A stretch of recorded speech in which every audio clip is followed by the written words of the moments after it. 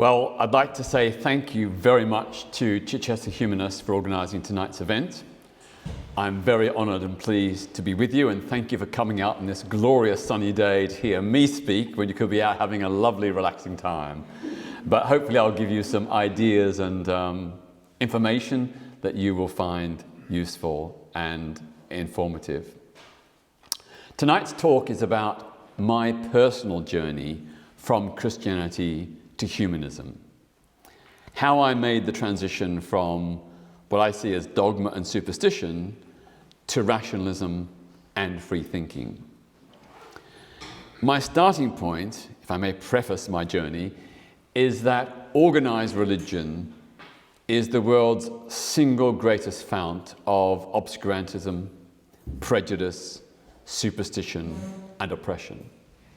If we look throughout history, we see the way women have been treated. We look at the persecution of LGBT+ people. We observe the persecution of people of other faiths. We see that organized religion has been one of the major instruments of human suffering throughout history. In the name of a set of ideas based on dogma and superstition, terrible, terrible things have been done. It has caused misery for literally billions of people for millennia. And it continues to do so in many countries today. If we look at Russia, for example, where the strictures on women's rights, the rights of LGBT+ people and others, is perpetrated by the state, this is a state that is backed by the Russian Orthodox Church. The Russian Orthodox Church backs Vladimir Putin, including his war in Ukraine, and in return, the Russian state backs the Russian Orthodox Church. So that's one of the reasons, for example, why in 2013 the new anti-gay law was promulgated. It was being pushed by a combination of far-right nationalists, including neo-Nazis, but also with the backing of the Russian Orthodox Church. And this law, as you know, bans what is perceived to be the promotion of what they call non-traditional sexual relations. In other words, homosexuality.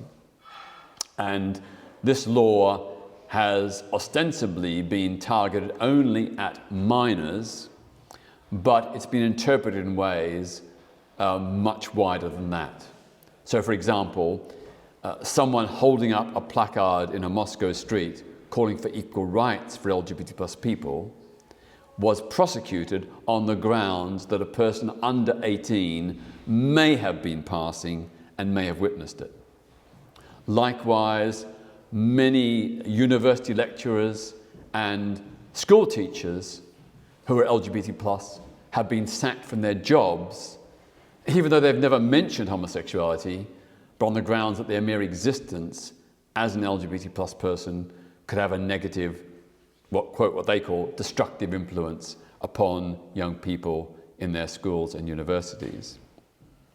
So the point is, organized religion is a big, big problem even today. Less so than in the past, but still a problem today. Having said that, of course, there are some people of faith who have been great allies of human rights for women, LGBT+ people and others. So I'm thinking, for example, of Archbishop Desmond Tutu in South Africa, who passed away not long ago. He was a great champion against apartheid in South Africa, but he was also a great champion of women's rights and LGBT+ rights. He went on record as saying that for him, homophobia was akin to racism. He said that the prejudice and discrimination suffered by LGBT+ people was different, but in some respects comparable to the indignities suffered by black and coloured people in South Africa under the apartheid regime, and that he was not championing opposition to apartheid in order to allow a post-apartheid regime to perpetuate any discrimination against any South African citizen. So we have our allies, and I praise and thank them.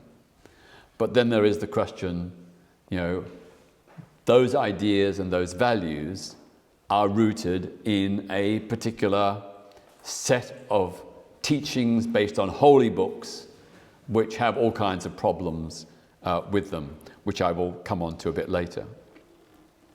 So I began my life as a boy, brought up in a very devout Christian family.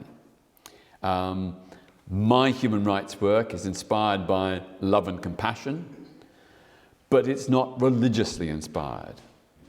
So my work is based upon study, research, scientific evidence, humanitarian and rational values. But it wasn't always like this. So once I had a very different perspective.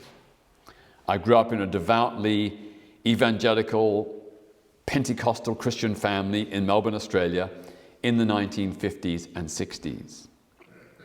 My mother and stepfather, with whom I spent most of my childhood, were very prim and proper working class parents with very conservative views on everything.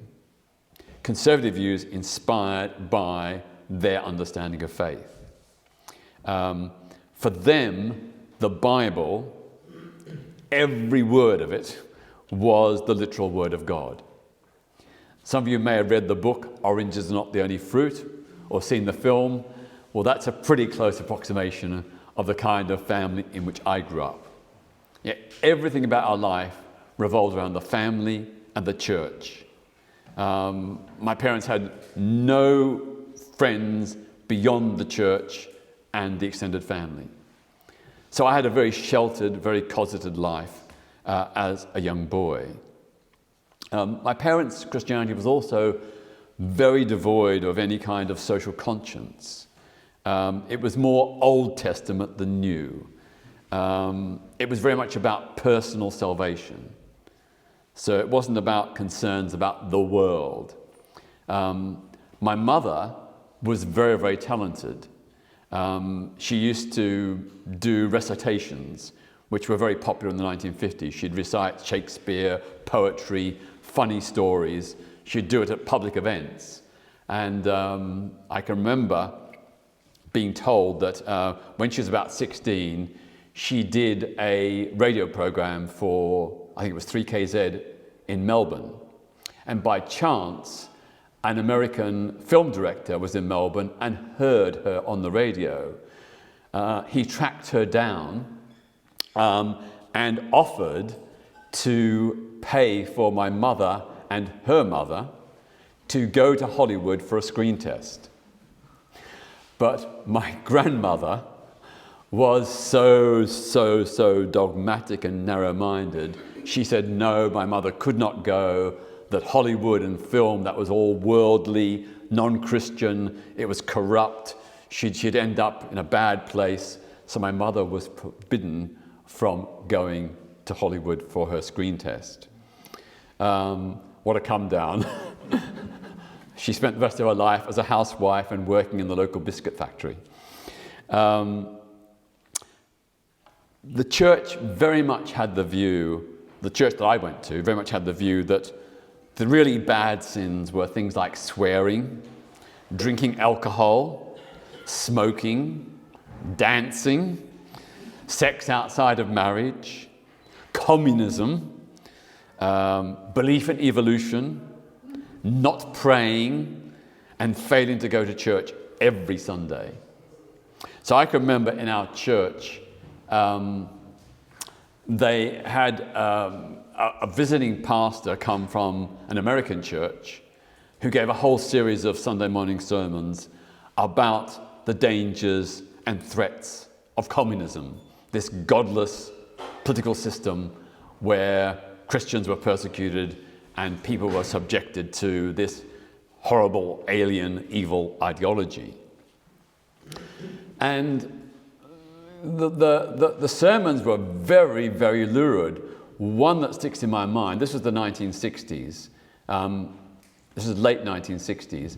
In 1965, as you probably know, backed by the United States and Britain, a process of disinformation and scaremongering led to the Indonesian president, Sukarno, having a purge of communists or suspected communists. An estimated 1 million or more communists were slaughtered.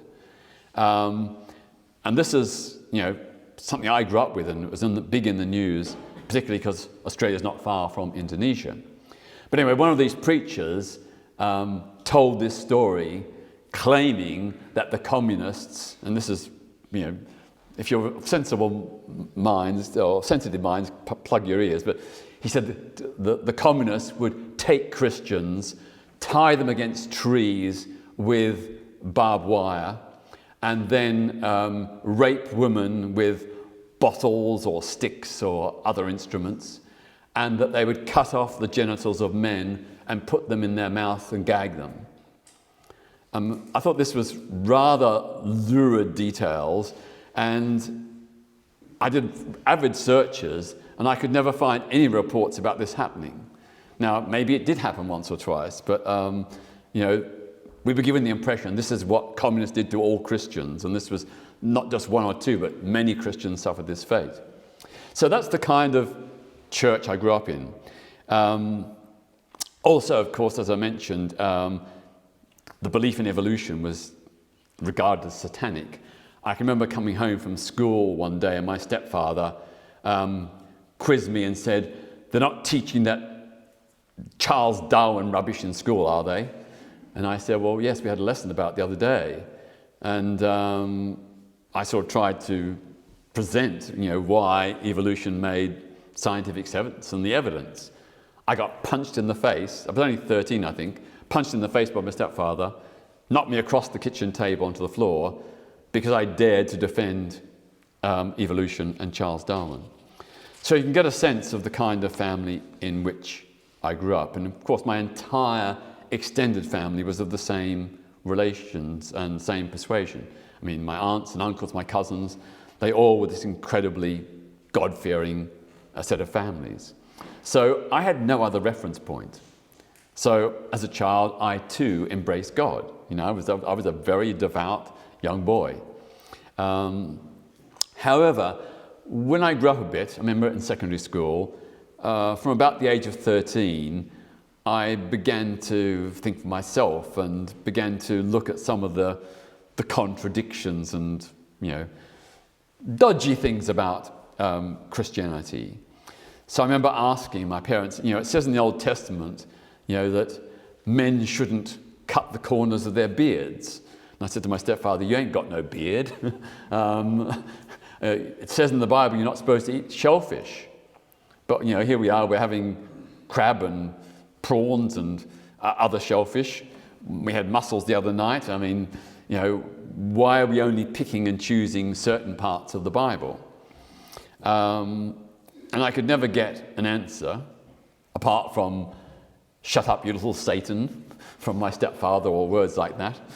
But it did make me rather, I suppose, even more determined to question and, to try and see the contradictions and look at how people were very selective. Christians were very selective about which parts of the Bible they followed and demanded obedience to. I can also remember about the age of 13, I had a rather smug religious education teacher in school who one day gave us a lesson on faith.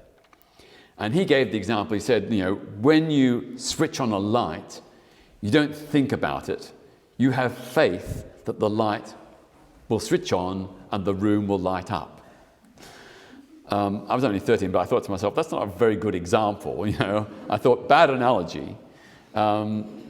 What causes the light to go on when one flicks the switch is not faith.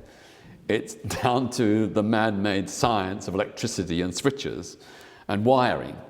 And this can be demonstrated by empirical evidence, whereas God cannot be demonstrated by anything. So it did set my mind thinking, I suppose, skeptical thoughts. However, given how deeply ingrained my religious faith was, it didn't stop me from believing in God. At the age of 16, I remember I became a Sunday school teacher, teaching Bible stories to 6-year-olds on a Sunday morning.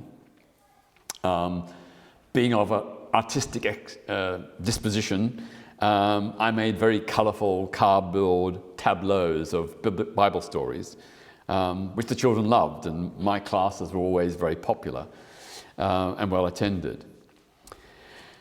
The first, I suppose, serious cracks in my faith came around the year 1967, when in my home city of Melbourne, an escaped convict, Ronald Ryan, was hanged for a murder that he possibly did not commit.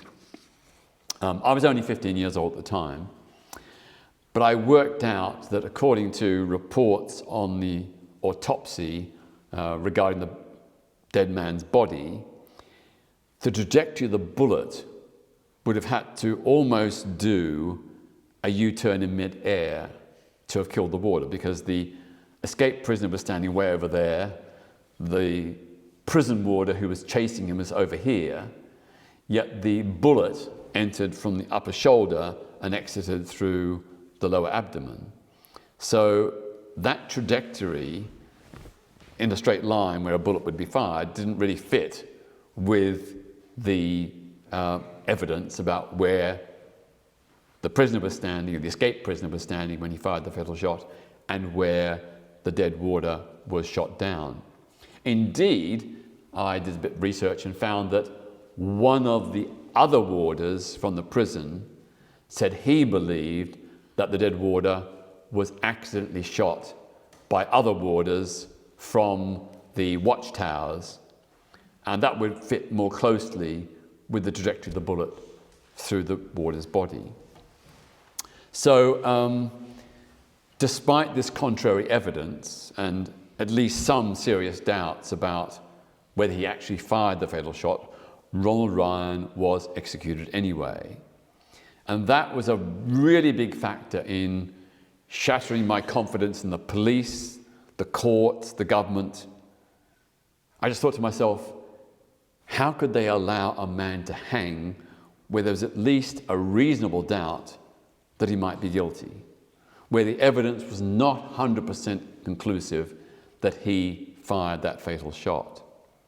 And it made me very distressed and very anxious, because up until that time I'd always believed that the police were our friends and that the government was on our side.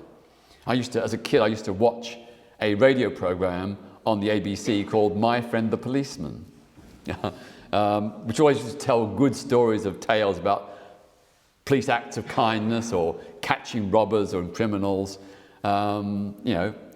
It was very much, something that you should be supporting, the police.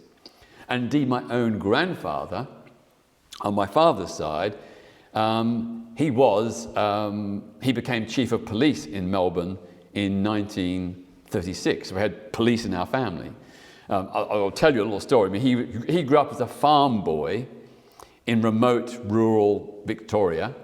He was very good at playing football, and eventually was signed up for Collingwood, which is like the equivalent of the Premier League here in Britain. But it only lasted 2 seasons because he had a severe cartilage injury which prevented him from continuing playing. So he went and joined the police force, and he began off as a very God-fearing junior constable. He rose to become a senior constable very quickly, and then just after the First World War in the early 1920s, there was a big issue about police corruption in the state of Victoria. So the police commissioner wanted to find ways of rooting out police corruption. So he appointed 5 officers to go undercover into police stations all across the state of Victoria to observe what was really going on and report back to him. And apparently my grandfather was chosen because he was deemed to be very upright, very moral, very honest, and God-fearing. The God-fearing bit was apparently counted very strongly in his favour. So he and his 5 officers did this, and they did uncover massive police corruption, police bribing people to drop charges, people going into people's homes and stealing property, sexual assaults on women, you name it. And when they did their report, the police were so angry and the police union was so corrupt that they called a strike, the Great Victoria Police Strike of 1923. And the fingers were pointed at my grandfather and the 4 other officers. They were called spooks and traitors and scabs. I'm digressing quite a bit to tell you an interesting little story, but the upshot was that afterwards, my grandfather was blacklisted because he had, done this terrible thing, exposing wrongdoing, ending people's ability to get bribes and so on. But eventually, a new commissioner was appointed who recognised the 5 constables who'd done this undercover work, and very quickly my grandfather was promoted, and as I say, in 1936 he became Chief of Police for the entire Melbourne area. Anyway, that's a bit of a digression from my main story, but it's an example of, I suppose, in his case, his very resolute, very stern, very cross the T's, dot the I's Christianity counted in his favour and was regarded at the time as a great asset and proof that he was a fit and proper person to be Chief of Police. Nevertheless, around this time, I began to ask, we're told that in the Bible that the powers that be are ordained by God. In St. Paul's epistle, Romans chapter 13, I think verses 1 to 2, it says that all governments and authorities are ordained by God. That God has this power and that only those who serve God can achieve power and that God ordains them. So my stepfather, of course, reminded me at the time when I was joining the protest against the execution of Ronald Ryan. He said, quite clearly, this is God's will. It is God's will for this man to die. God must know that this man is guilty. The government is ordained by God. It says so in the Bible. So I said to myself, well, did God really ordain this government and the execution of this man where there was some doubt about his guilt? And what about the excesses of tyrannical governments? Did God really ordain the Nazi regime of Adolf Hitler? Did he ordain Stalin's Soviet Union? Did he ordain the government in South Africa under apartheid? My stepfather was absolutely furious and sent me to my room and imposed all kinds of restrictions for me daring to question what it said in the Bible. I also thought, reflecting on Australian history, did God ordain British colonial annexation of Australia, the dispossession of the indigenous peoples by the British colonisers in the late 18th and early 19th centuries? I think you probably know that when the first English settlers went to Australia, when the first colony was set up in 1788, there were an estimated somewhere between 500,000 and 750,000 Indigenous black Australians. By the 1920s, the numbers had fallen to only just over 100,000. So normally, over time, populations increase. But in this case, there was a massive decrease, partly due to imported European diseases, for which the indigenous peoples had no resistance, and partly due to a policy of dispossession. So they were forced out of all the fertile regions into the barren desert regions, where life was harder to sustain and where infant mortality was much higher. And then, of course, many of the English settlers had been used to fox hunting in Britain, but there were no foxes in Australia, so they went out, quote, abo hunting. They go out hunting indigenous people and shoot them dead, like foxes. I mean, shocking, unbelievable. So I just thought, surely God didn't ordain this. Surely this was, a crime against what I believe and understand to be Christ's gospel of love and compassion.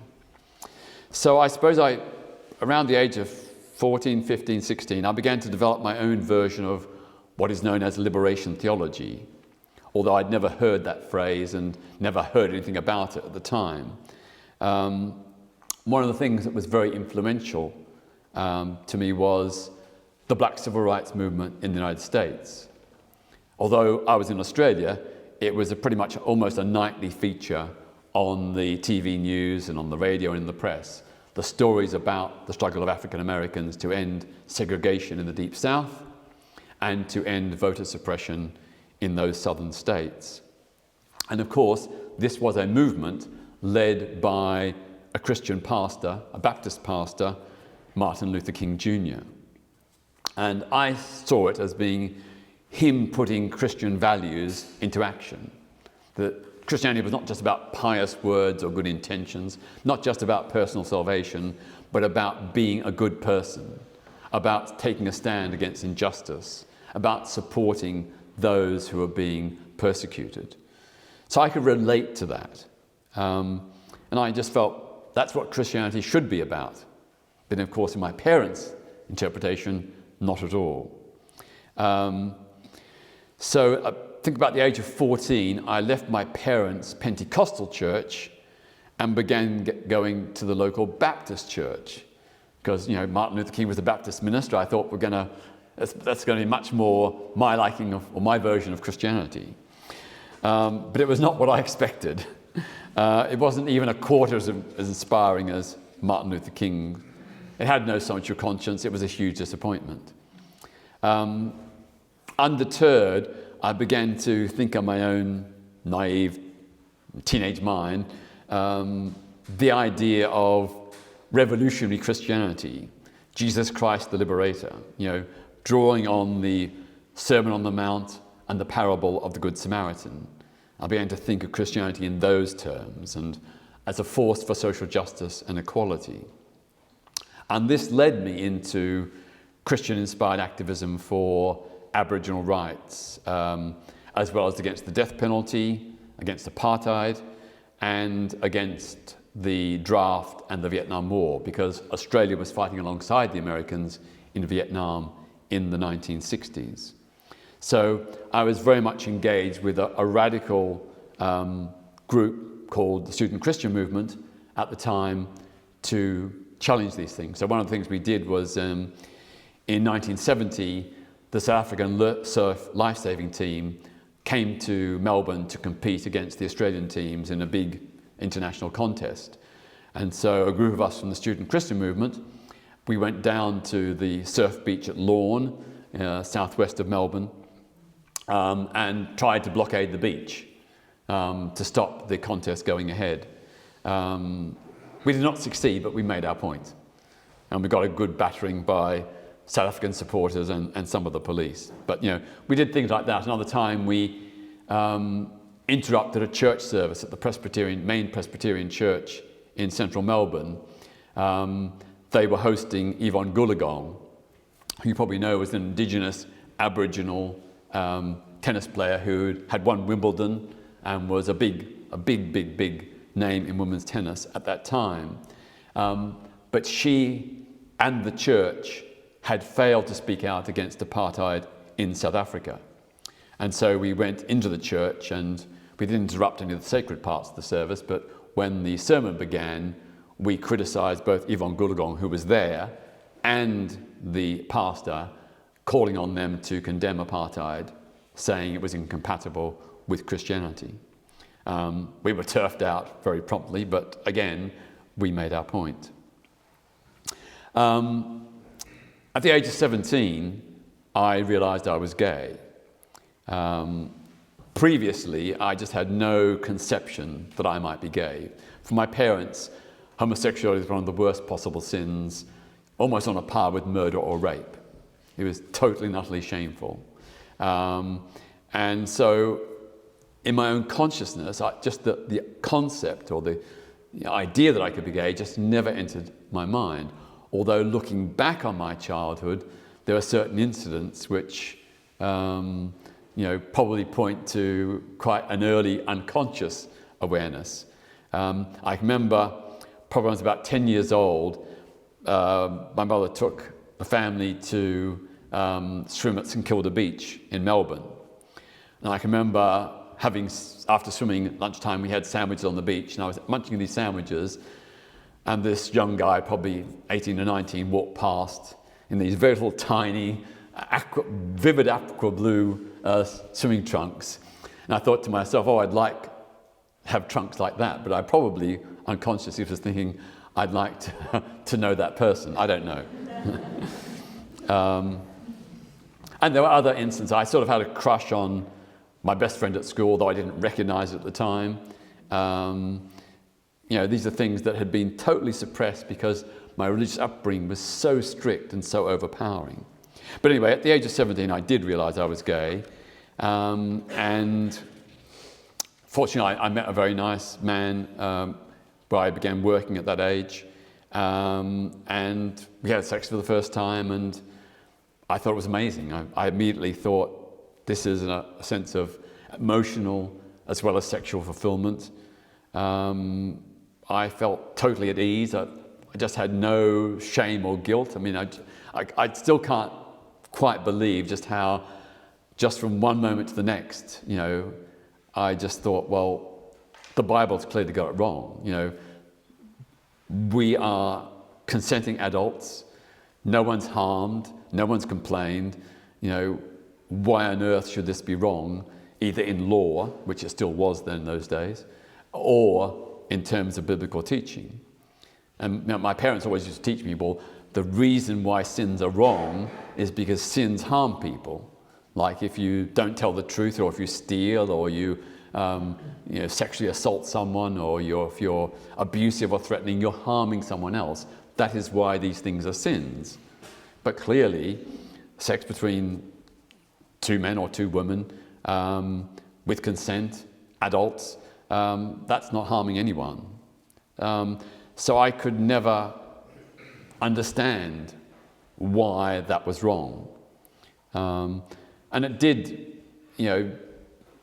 again, make me look at the Bible. And, in the Old Testament in Leviticus, it actually says not only is homosexuality as an abomination, but it says that homosexuals should be put to death. To death. And indeed, that's what the Christian churches did for many millennia. In this country, in the medieval period, homosexuals were hanged or burned at the stake. And the churches supported the retention of anti-gay laws even until very recently. And some of them still do. For me, it was very clear that, having a same-sex relationship, and I fell in love with this man, and we stayed together for a number of years. We're still lifelong best friends. For me, it just felt so right. I didn't have a moment's guilt or shame. I felt totally at ease with myself. And that, again, was another factor which led me to, question religion, Christianity. In that section of Leviticus where it says that homosexuality is an abomination and that gay people should be put to death, not too many passages away, it says that you should not wear clothes of mixed fibers. And then I looked at my wardrobe, the clothes my parents had been buying me, and lots of them were mixed fibers. And I said to my parents, how come you bought me this poly cotton shirt? It's very nice, but it says in the Bible, you must not wear clothes of mixed fibers. They got quite angry that I was pointing out the inconsistencies. Anyway, so pretty much instantly I accepted my sexuality and was determined to do something to help challenge the persecution of lesbian, gay, bisexual and transgender people. Around this time also, I'd never heard of the Greek philosopher Epicurus, But I began asking the similar sort of questions that I later learned he asked. So, for example, I thought to myself, we're told in the Bible that God is omnipotent, all-powerful. Well, if that's the case, why does he allow earthquakes and famines and other terrible disasters that kill millions of people? It doesn't make sense. If God has the power, why doesn't he stop it? And then again I thought, well, if he does have the power but doesn't stop these terrible disasters, that's quite evil. And if he has the power and is able to stop these things but doesn't, I just thought there's something seriously wrong here. Something really seriously wrong with Christianity as we're taught it.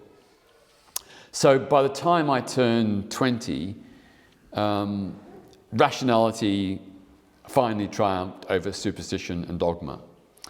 I felt that I didn't need God anymore, that I was intelligent, confident, and mature enough to live without the security blanket of religion and its theological account of life and the universe. Now, I appreciate there'll be people who do get great comfort from religion. I mean, my father has since died, my mother's still alive, about to celebrate her 95th birthday. But for her, religion has been a security blanket, something that's given her comfort and enabled her to cope with all the ups and downs of her life, including, not going to Hollywood and, having that opportunity that she might have, which she still feels quite regretful about. She still feels, what if only. But also, she suffered from, or has suffered from life-threatening asthma all her life, and in my childhood nearly died 8 times.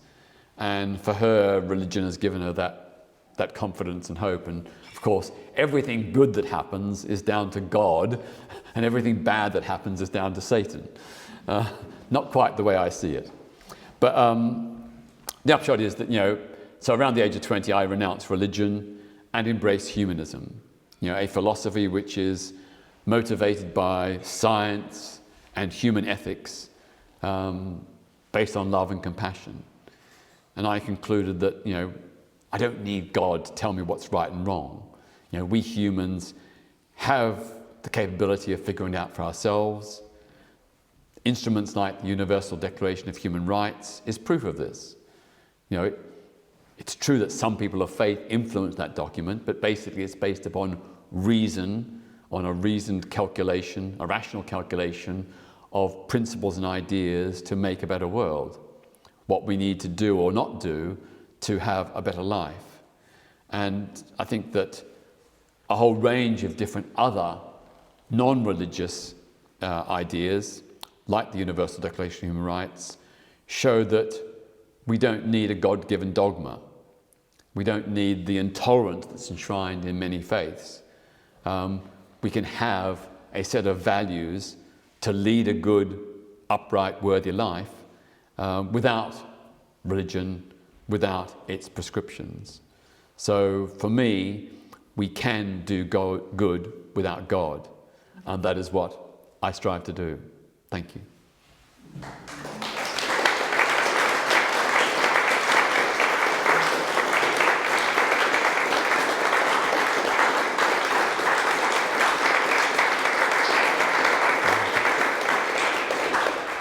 So I think we're now opening up to questions and contributions. So if you've got any questions, you can ask them. If you've got any points of view you'd like to express, you can express them. So open floor to you. And there was another thing that colonial Australians did to Aboriginal people that helped in the decline of the Aboriginal population, was they took their children away and made them appear European. Yeah, for those who don't know, there was a policy in Australia which lasted for, close to a century, where in the name of civilising barbaric, quote unquote, Indigenous black Australians, children were taken away from their parents and either fostered with white families or put in church-run boarding schools where they were basically indoctrinated into white Australian values and told to give up their indigenous culture and beliefs and to break all links with their families. Some of you may have seen the film, I think it's called Rabbit Fence, about the story of girls who ran away from this, basically kidnapped, and then ran away to try and get back to their families and communities. But it was a horrific thing, and it was still very prolific in the 1960s and early 1970s. And literally tens of thousands of children were taken from their parents in the name of civilising them. And it was primarily run by the government in conjunction with churches and mission stations in the outback of Australia.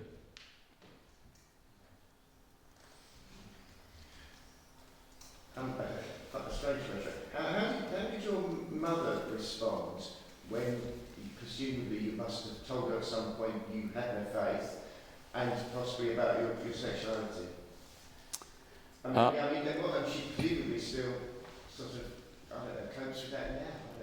Absolutely, yeah. I mean, particularly as she's probably going to die in the next few years or so, although it's amazing how she survived this long given her health issues.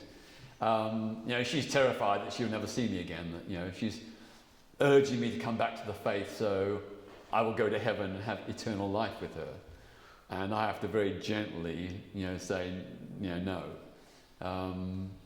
But she gets a bit distressed by it, and she's, quite upset at the prospect that, when she's dead, that will be the end for her and me. But she still believes absolutely she's going to heaven.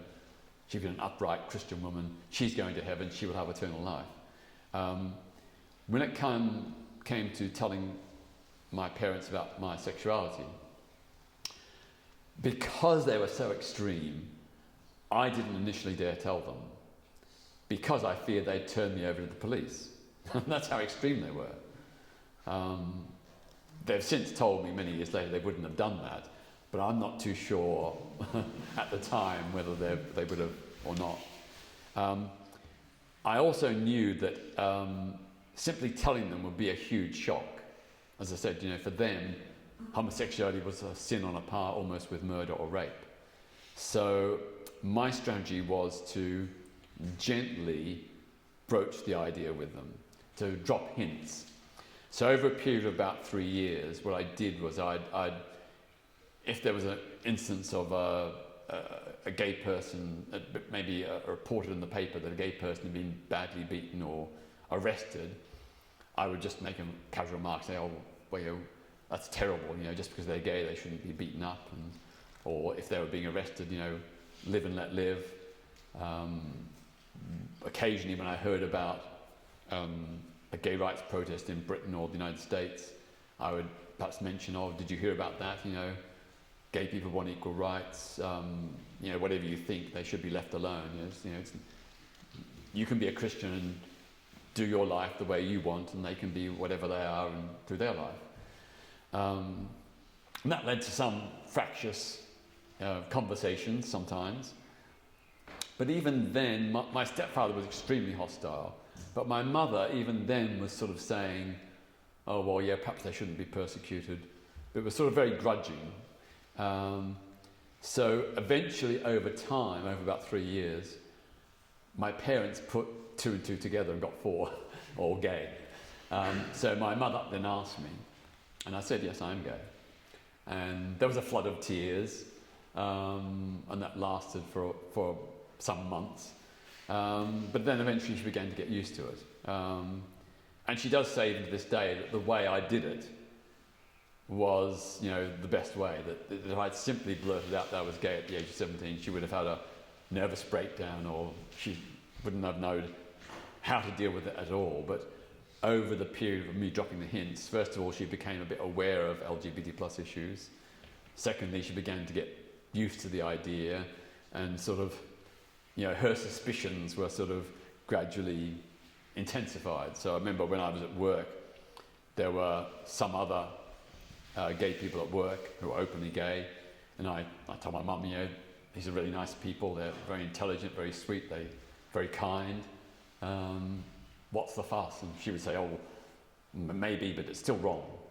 but she began to get less hostile. But my stepfather was still very, very adamant. This is totally disgusting and vile, and you're going to burn in hell. You know, gay people are going to burn in hell. I suppose at the end of the day, I mean, my mother's been on quite a journey. I would say that probably from the early 1990s onwards, so about 20 years after I came out and told her, when I was involved in the LGBT plus group outrage in the 1990s, and we did all kinds of things like naming bishops who were publicly against gay people but privately having gay relationships. When we interrupted the Easter sermon of the Archbishop of Canterbury, Dr. George Carey, in 1998, in protest at his support for anti-gay laws. Dr. Carey wasn't simply saying that gay people are wrong and must repent. He was saying that the law should discriminate because homosexuality was inferior. So he was supporting things like, in certain circumstances, employers being able to sack someone because they're gay, that there should be no legal recognition of same-sex relationships, that the age of consent should not be equalised, that gay people should not be allowed to foster or adopt kids, things like that.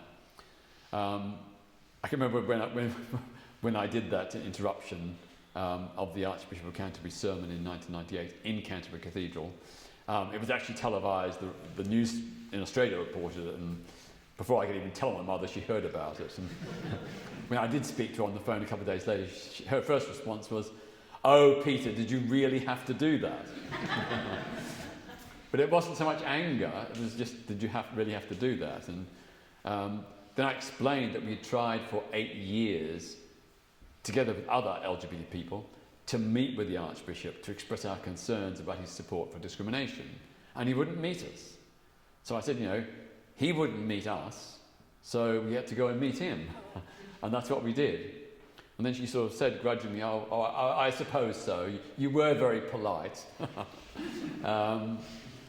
So yeah, my mother's view now, I suppose, is she still thinks that homosexuality is a sin because it says so in the Bible, but it's not like a major sin.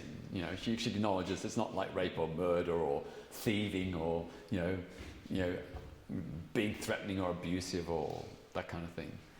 So it's still a sin, but a minor one.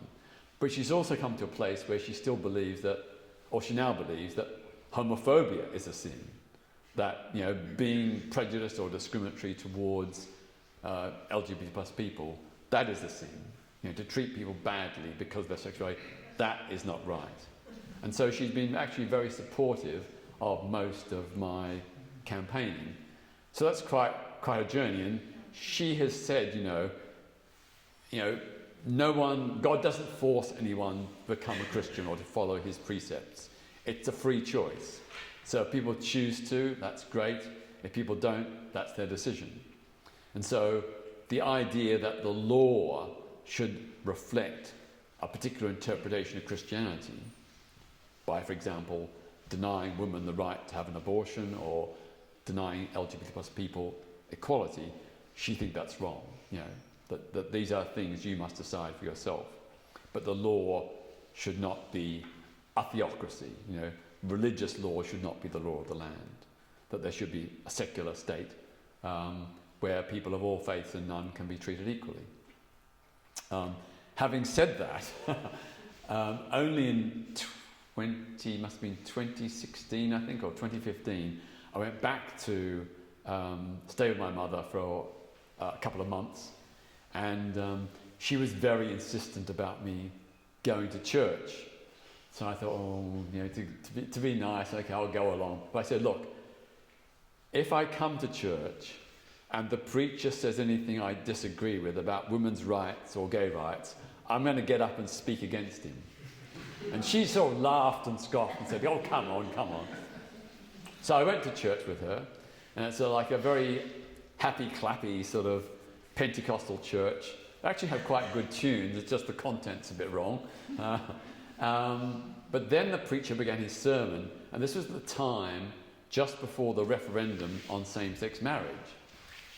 And the preacher then began a tirade against same-sex marriage, urging the congregation to vote against it.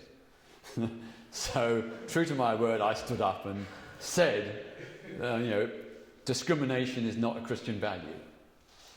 What you are saying goes completely against Christ's gospel of love and compassion, which is about inclusivity for everyone.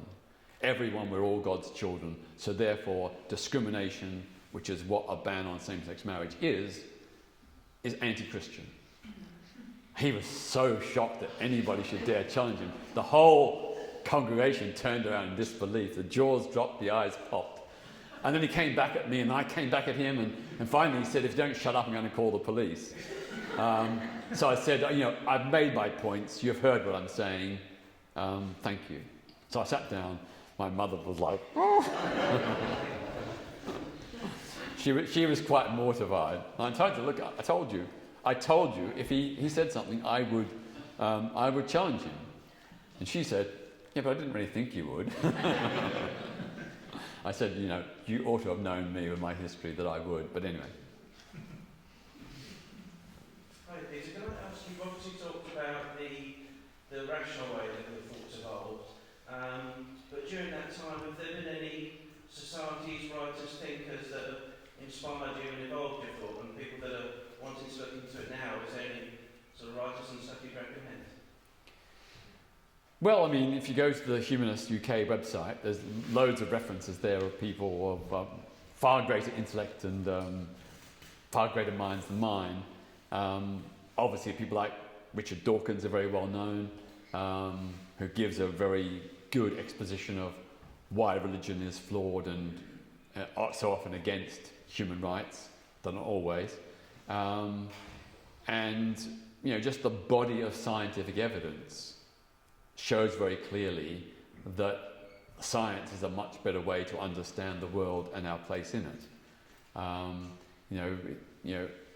If you look at the world through the eyes of religious texts, going back millennia, I don't think that's a very useful way to understand the world and our place in it, or how to make it better. But there are some elements, as I say, the Good Samaritan, I am my brother and sister's keeper, the Sermon on the Mount, all those ideas are potentially for sort of change, and indeed some Christians do actualise them as instruments or motivations for change. But I think there's plenty of other examples where we can, with our own human capacity for reason and rational thinking, looking at evidence, evaluating ideas and evidence, we can come to conclusions about how to live good lives without religion. And I pay tribute to the work of Humanists UK and here, Chichester Humanists, in terms of espousing that more rational, scientific, ethical-based view of the world, but without God. I can understand your rejection of the form of religion that you've been describing, as does Richard Dawkins. It's a fundamental type of religion which is based on a God which is interventionist, it's personal. But there are other types of religion, and I'm a Quaker. Mm-hmm. Quakers call themselves the Religious Society of Friends, Mm-hmm. and they don't have dogmas, they don't live with dogma. They reject it, and they embrace, I think, practically all of the principles, as far as I know, of the humanist society, but they add another layer, spirituality. Mm-hmm. And they said there is more to life than we know at the moment. And that is something which I personally experience. I would call myself an agnostic rather than an atheist or a theist. I have an open mind. Mm-hmm. The open mind enables me to contemplate the wonders of creation and the universe and so on. And wonder, Thomas Carlyle said, is the basis of worship. Mm-hmm.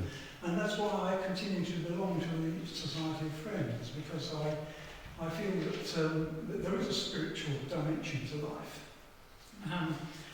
It's interesting that Jocelyn Bell Burnell, who is a very well-known astronomer and a scientist, is talking at Meeting House on the 10th of July in this same series of talks. And she is a Quaker. So she manages to combine science with a form of religion, not the type of religion that we've been describing. But I wonder whether in discarding all religion, you have been throwing out the baby with the bathwater. Does that ever occur to you? Could you describe what is the spirituality that you adhere to? Spirituality is very difficult to define.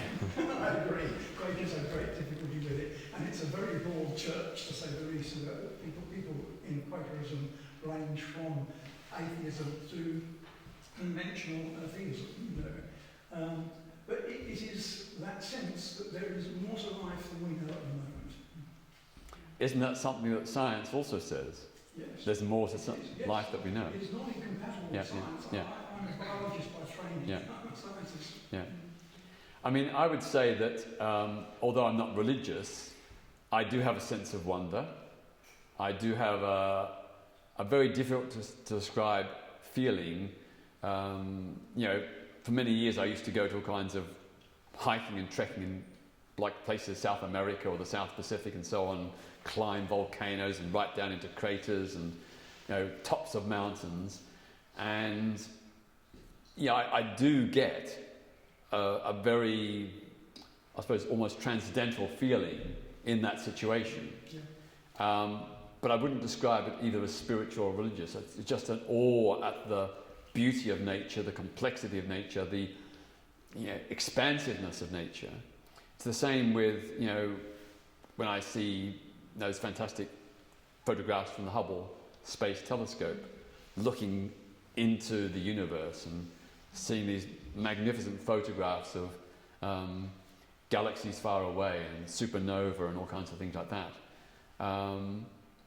It does make you feel quite small, that we are such a tiny speck and fragment in the universe. And I can remember in my early teens, when science was still at a very, very quite primitive stage in terms of understanding the universe, I can remember thinking that there must be there are other stars out there, and there must be other planets, some like the Earth, and there's a probability that somewhere out there are other civilizations, perhaps not exactly like ours, but stands probability. Now, of course, since then, science now tells us that there are roughly 100 billion stars at least in our Milky Way galaxy, and there are 150 billion other galaxies out there.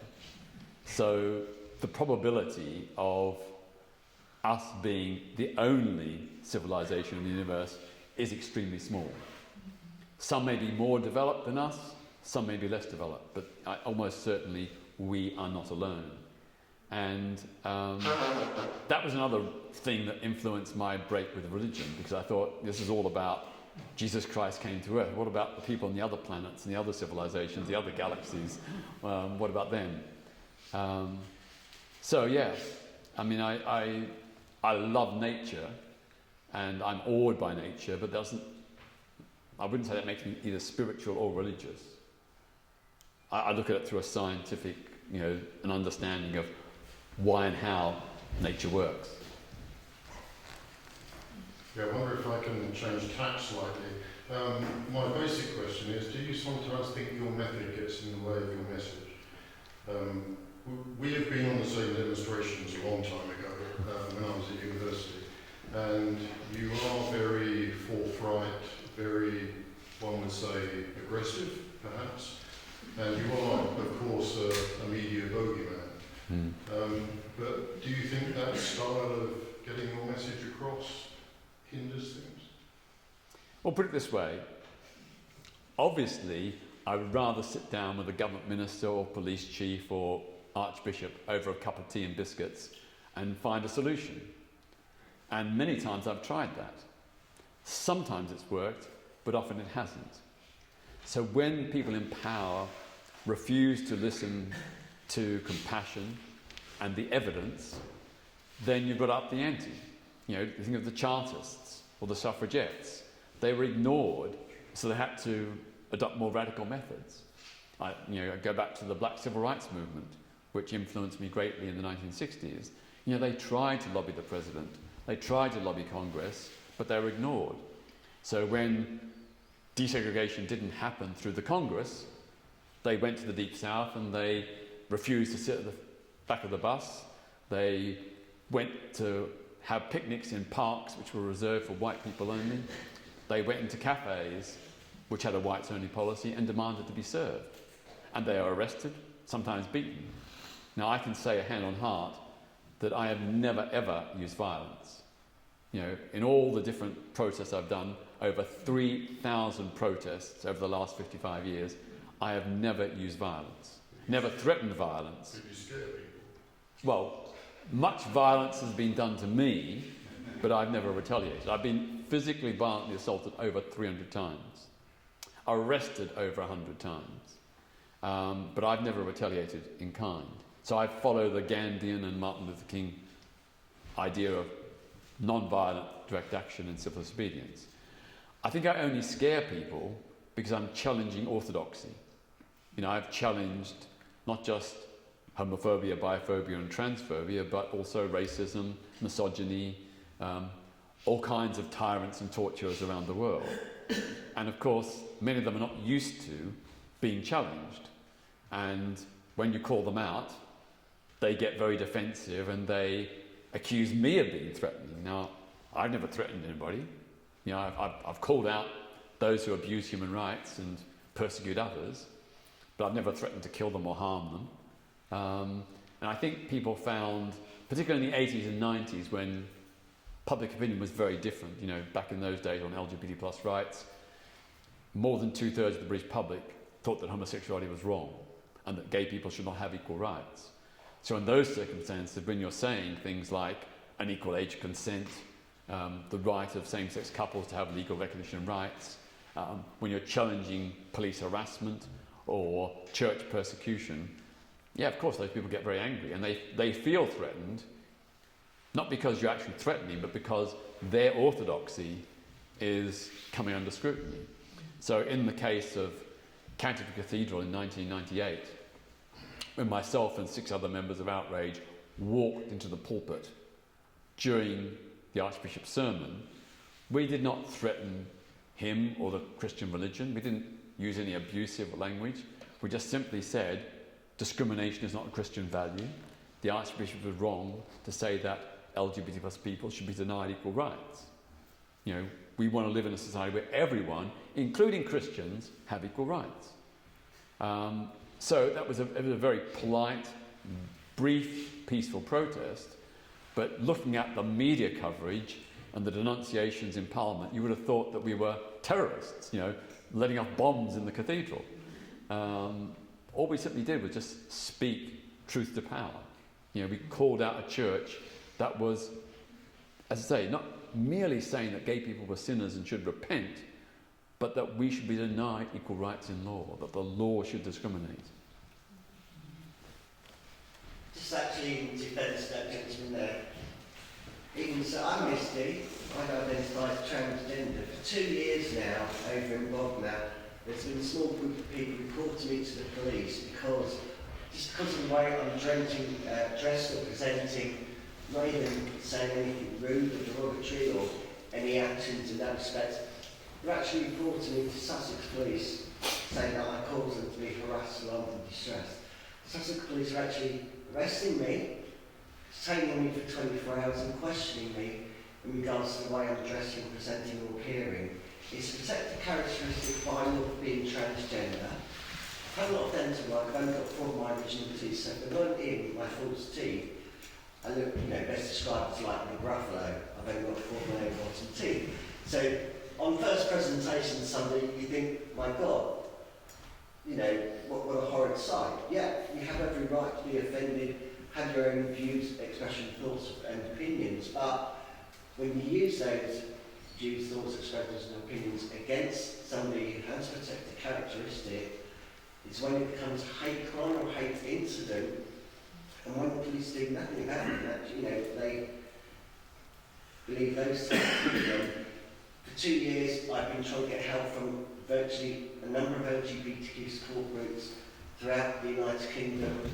Not really got anywhere. So the next thing I feel I'm actually going to have to do myself is perhaps take direct action Where is Johnny Shonen, the Chief Constable of Sussex Police, going to be appearing at next and just turn up and say, "Excuse me, Joe Shiner, here I have with me the 75 homophobic incidents I've reported to you that you've not done anything about," and I would say exactly what I said tonight, because somebody's harassed, alarmed and distressed and offended, that's why I'm here today. Thank you. Yeah, I think that's your experience is less common than it was 20 or 30 years ago, but it still happens.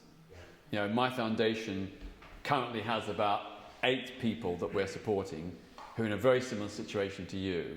Their neighbours are harassing them, smashing their windows, painting graffiti on their doors, putting dog shit through the letterbox, all those kind of slashing their car tyres. I've moved twice in around 3 months already. Yeah. Next thing we're going to have to do is move out of town because of these people. Yeah. And it is shocking that some police forces, not all, but some police forces, often will believe the perpetrators rather than the victims. So there's a particular family, gay family in North London, who've had 6 years of grotesque homophobic harassment, and the police are persecuting them, not the perpetrators. Fortunately, they've just been to the Ombudsman, and the Ombudsman has just found in their favour and has lashed the police for failing to protect them. But often local councils, particularly if you're in a council tenancy, in a council house, they will often move you, the victim, rather than move the perpetrator. And that's just so wrong. So, you know, we have improved. You know, back in the late 80s, as I said, I think 2/3 of the public thought that homosexuality was mostly always wrong. Now it's down to about 16%, but that is still almost 1 in 5. And that's quite a lot of people. And they may not do anything, some may not do anything, but there is a homophobic hardcore that do still harass and still do, you know, acts of violence and threats and criminal damage against people they perceive to be LGBT. You've led a life of very courageous activism, and you've been a leader and activist for a lot of very progressive causes.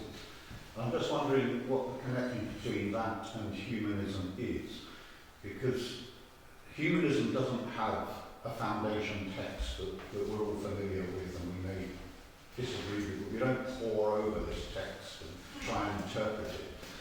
So I'm just wondering, in saying I'm a humanist, and that's how I would describe myself, does that necessarily mean that the philosophy or ideology that underpins it, is it necessarily a progressive, liberational philosophy, or can it be otherwise?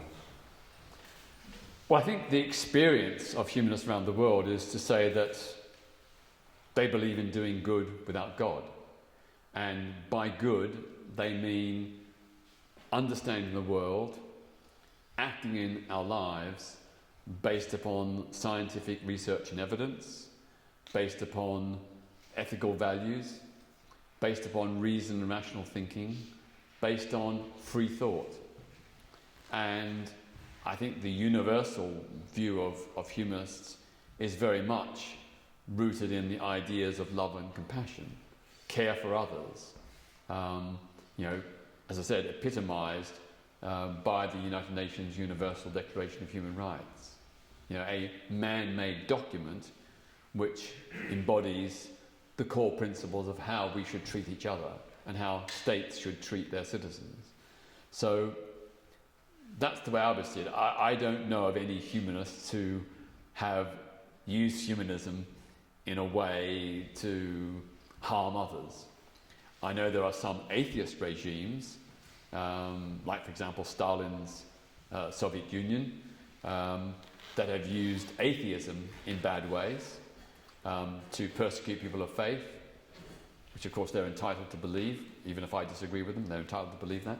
But I don't, you know, it's partly atheism and partly down to just a particular political ideology. So that particular version of communism was an interpretation of communism which allowed for the rights of the individual to be subsumed within the rights of the collective. That the ends justify the means. So, Stalin started off as a Jesuit, trainee Jesuit priest, I think, if I remember rightly. I'm actually certain that Stalin thought he was doing good. That he thought that these bad things have to be done for the greater good in the long run. But I don't agree with that idea of the ends justify the means. And that is where, communism has gone and went completely wrong.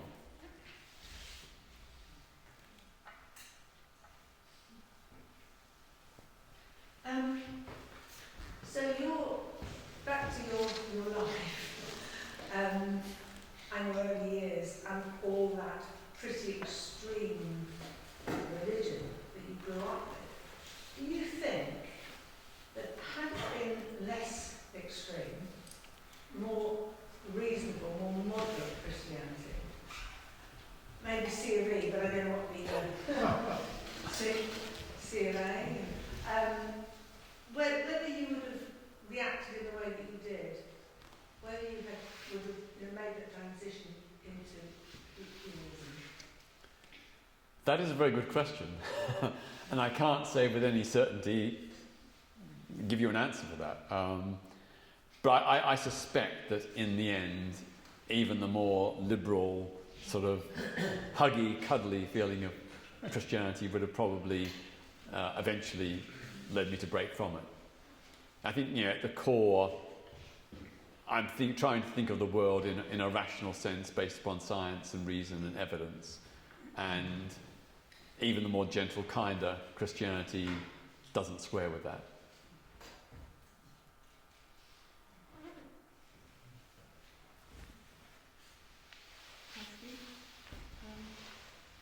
Do you think the world would be a better place if women took progress?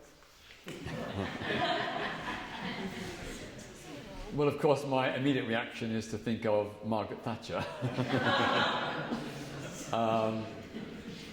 But overall, I think those countries where women have more power tend to be kinder, gentler places.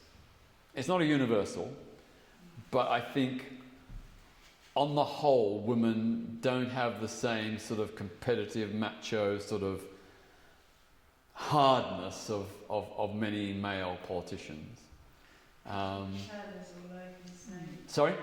Pretty Patel. Yeah, well, exactly. Yeah, exactly. I think, a gender-based politics is not necessarily the answer, but I would like to see more women in positions of power, not just in politics, but business and the whole of society. And we've made big progress, but we still have a way to go. I think of the 3 very courageous women in Belarus who stood up to Lukashenko. They were leaders, they became leaders of the movement against his tyranny, and they've been incredibly powerful, effective spokespeople for the cause of democracy and human rights in Belarus.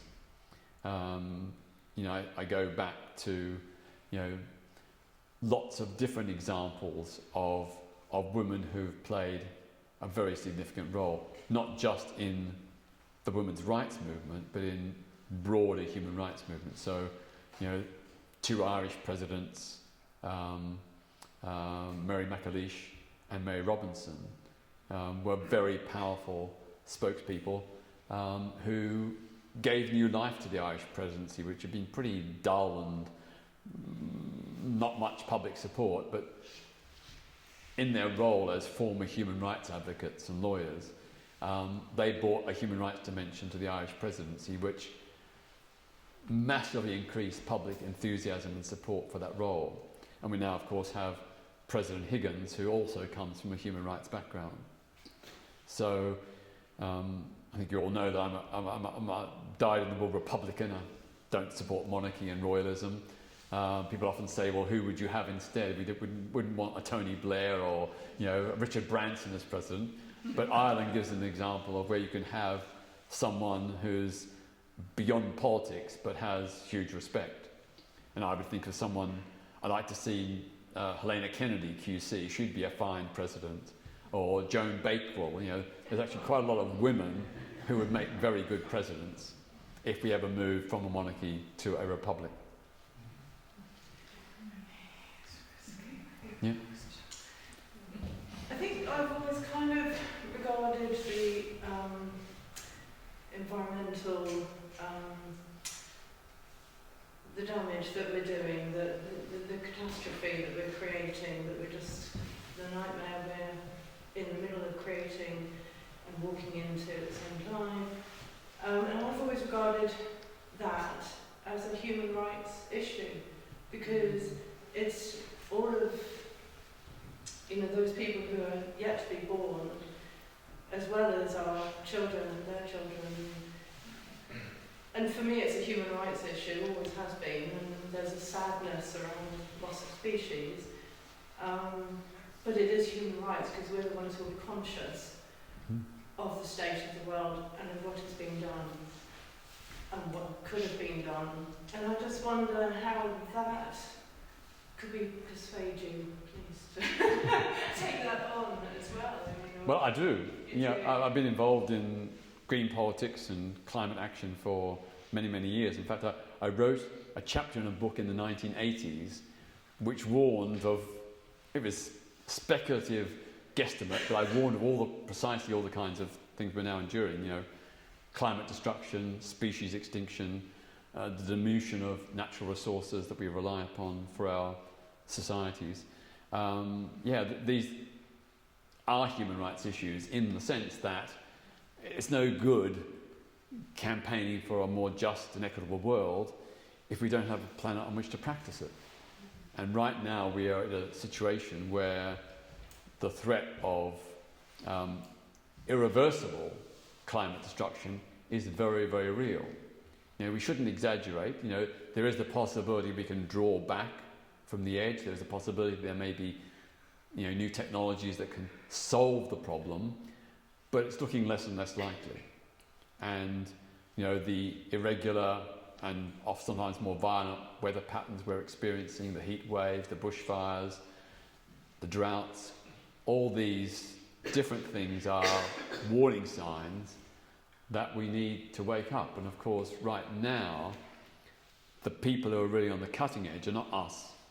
We're not on the front line, but it's like the island states in the South Pacific where rising waters are gradually taking away land and causing salination of what land remains so they can no longer grow crops.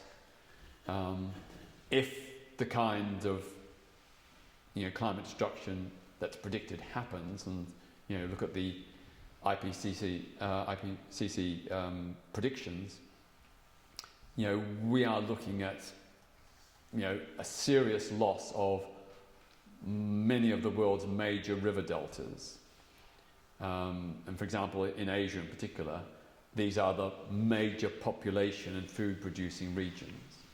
So as they go under the water, or the land becomes deeply salinated so that crops won't grow, then there's going to be a massive fall in food production. And those people are going to have to move house. Where they're going to go to? They'll lose their livelihood, they lose their land, they lose their ability to farm. How are they going to support themselves? We are in a danger zone of potentially hundreds of millions of climate refugees. And even here in Britain, we see these reports of further coastal erosion, of houses falling into the sea in our own country. It's not on the scale as it's happening in some other countries, but it is happening here.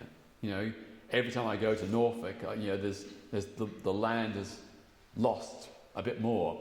It's only a few feet here and there, but it's all building up. And last time I was there 4 years ago, I remember seeing 3 houses that had gone into the sea.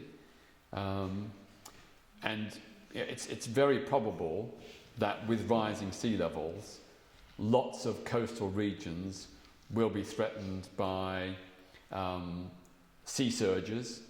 The combination of rising sea levels with storms will mean that areas that have never previously been flooded will be flooded. And most of our coastal cities and estuary regions are not protected at all. Even in London, it's predicted that the Thames Barrier will become obsolete and that large parts of London will flood. In fact, if you look at the flood map for London, most of certainly southeast London and parts of southwest London will be flooded, seriously flooded, in the next 50 years. Major flooding. And of course, as we know, for the communities already affected by flash floods and other scenarios, once this happens, then they find it almost impossible to get house insurance or indeed to sell their homes. So there's a prospect here in Britain that we will find perhaps tens of thousands, maybe even hundreds of thousands of people eventually will have to move from coastal areas to higher ground. They won't be able to sell their homes because no one will want to live there. So they will be homeless. And if they worked in the local area, their firms will have to move, and perhaps even their firms will fold. So we'll have an increase in homelessness and joblessness, and of course the loss of a lot of farming areas. There's lots of low-lying areas of farming areas in Britain that are very susceptible to rising sea levels and indeed to major flooding. A few of us actually in this room have campaigned on just that matter, and lots of other environment-related matters, but because it's quite low-lying land around here. And a few of us have taken action to lobby powers that be locally. But you're the seasoned campaigner. What would you recommend? I mean, to really make a difference, because there's quite a few of us, not me particularly, but quite a few people in this room who put so much time and effort into trying to change opinions at the level of district and county council here, say, because this is where we live. Yeah. To take climate action seriously. Yeah. What would you recommend? Well, one thing that I use to skeptics is I show them a image of the ONS flood map and show that their homes and their workplaces are at high risk of flooding. And of course, that's not immediate, but in years to come they will be at high risk of flooding. So I think, I don't know what the flood map is for this region, but if you say it's low-lying, I suspect it's probably potentially quite dangerous. And I think that's a great motivator when people think that their jobs and homes could be under threat. That's when they start to worry, because the idea of having to pay exorbitant insurance premiums or not even be able to sell their house, for their house to become worthless pretty much, that's a great motivator. It's a pity it takes that, but that's what sometimes it does take. And I would say that there's lots of things that local communities can do to mitigate the risks. So, for example, people in floodplain areas, there's a big argument for allowing those areas to flood naturally as they would, or building walls and dikes and barriers to protect that land. There's also, of course. Sorry?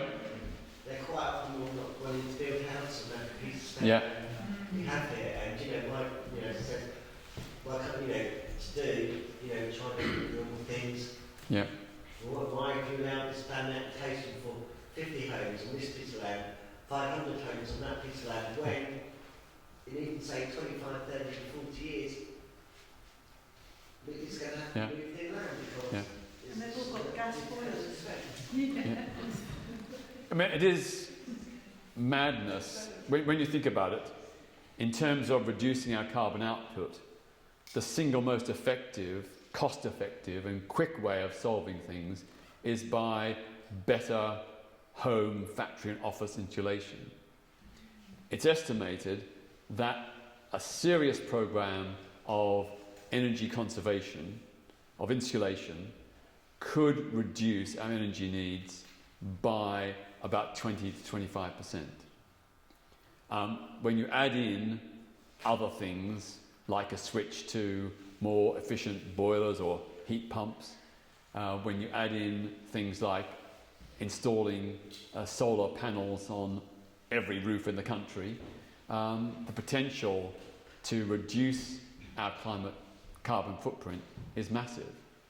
But there just isn't the will to do it. And the other good thing about this is home insulation, whether it be draft proofing or double glazing or loft insulation, cavity wall insulation, all these things, they create lots of jobs, low and medium skilled jobs, which give people an income.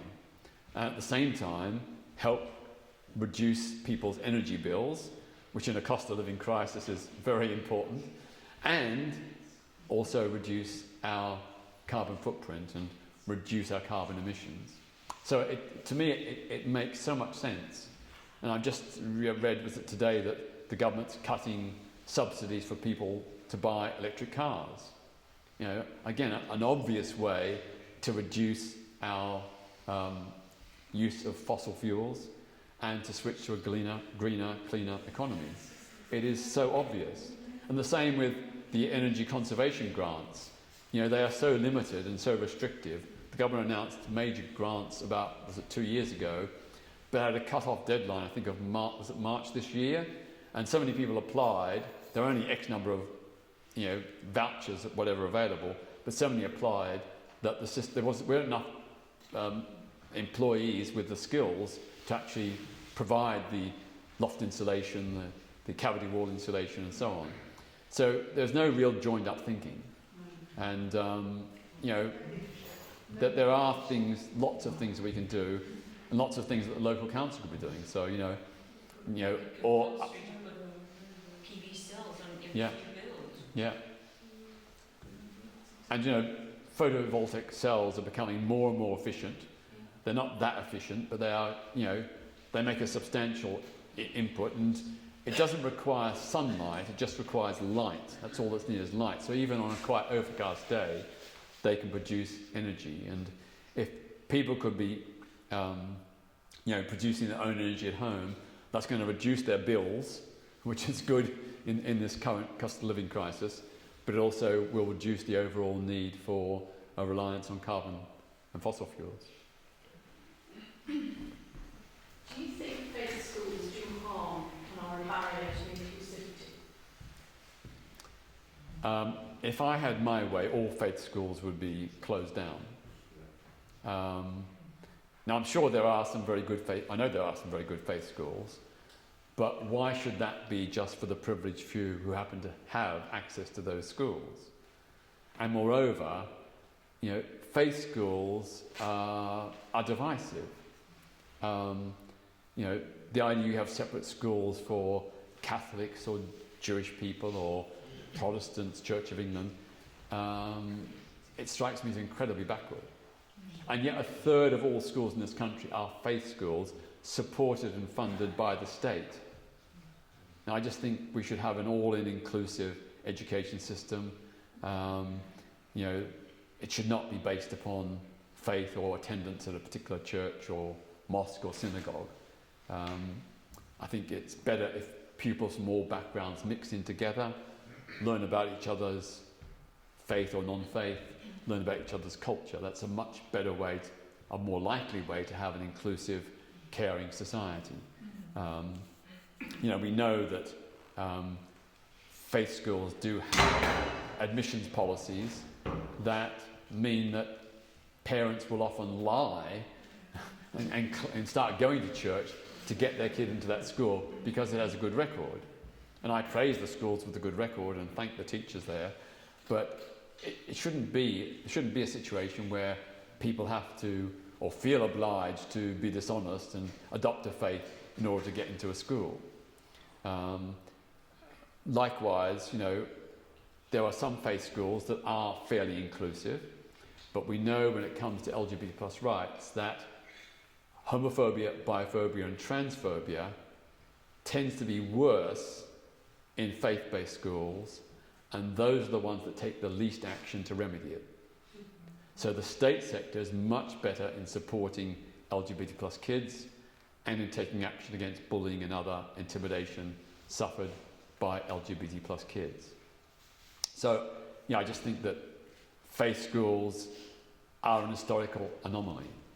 And I think if faith schools are going to exist, then they have to be under much tighter regulation.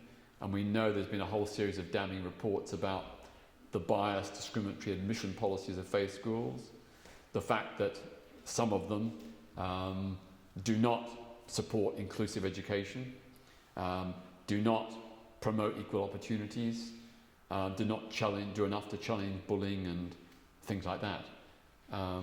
I recently went to a school that had previously been a faith school and was told that since being part of the state sector, for the first time, LGBT plus pupils are getting proper support in that school, which never happened while it was a faith school.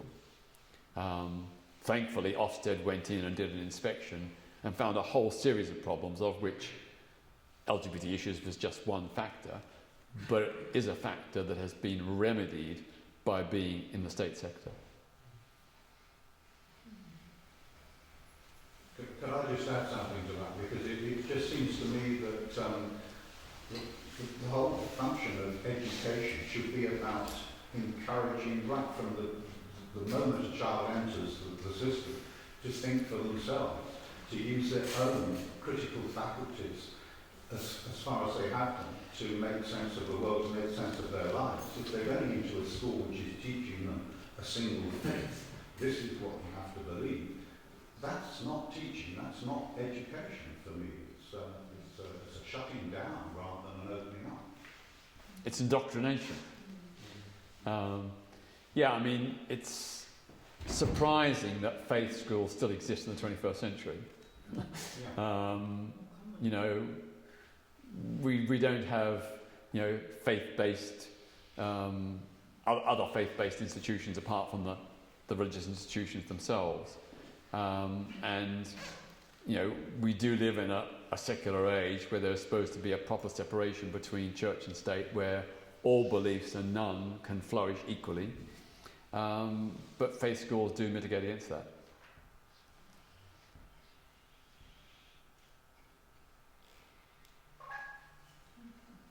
I was going to ask, for years you've been kind of getting up the nose of establishments and kind of upsetting people. Now you've finally achieved national treasure status. How do you feel about that? Well, I've never set out to deliberately upset people or offend anybody. That's never been my intention. As I said, always I'd like to sit down with someone and explain why what they're doing is wrong and convince them that being good and being kind to others is the right way to go. But yeah, sometimes I have been, I've riled the establishment and, upset those who have a stake in a discriminatory or prejudiced status quo. You are right that I'm sort of being conferred with this national treasure status. Some of you may know that I actually got an official invitation to attend the Queen's Jubilee pageant on the 5th of June as one of about 100 national treasures, I think with David Attenborough and people like that. Well, first of all, I'm nowhere near in his league, but apart from that, I just thought, well, national treasures tend to end up in glass boxes in museums, and I'm not ready for that. I don't regard myself as a national treasure. I don't want to be a national treasure. I'm just a human rights defender who does his best to challenge injustice where I see it. But it is interesting that having been in the 1990s so demonised, some of you can remember I was denounced in the press as public enemy number one, the most hated man in Britain, a gay fascist, a homosexual terrorist. There's a whole list of headlines, mostly from the Daily Mail, the Express, and others, which I took as backhanded compliments. But the tenor has changed. And interestingly, one of the moments of change was when I attempted the citizen's arrest of President Robert Mugabe, first in London in 1999, and then again in Brussels in 2001, when I ended up being beaten unconscious, in fact, by his bodyguards. And suddenly the Daily Mail was describing me as a national hero. Well, I'm no hero, but I think, the hero status goes to people inside Zimbabwe, black and white, who stood against Mugabe's tyranny and often suffered arrest, beatings, torture, and sometimes even killed. Those are the true heroes. But the fact that I took a stand against Mugabe, that seemed to have been the turning point. And it's interesting because people often say, well, he's now advocating human rights for everyone. But I've been doing that all my life, I'm best known for my work on LGBT plus rights, but I've always been an equal opportunities advocate. To me, every human being, whoever they are, on any status, anywhere in the world, all of us deserve equal human rights. No, it's funny how, years ago you were a monster. If I read the papers, you don't appear to be. Well, the way you described me, that was I was seen as a bogeyman. I was seen as aggressive and threatening.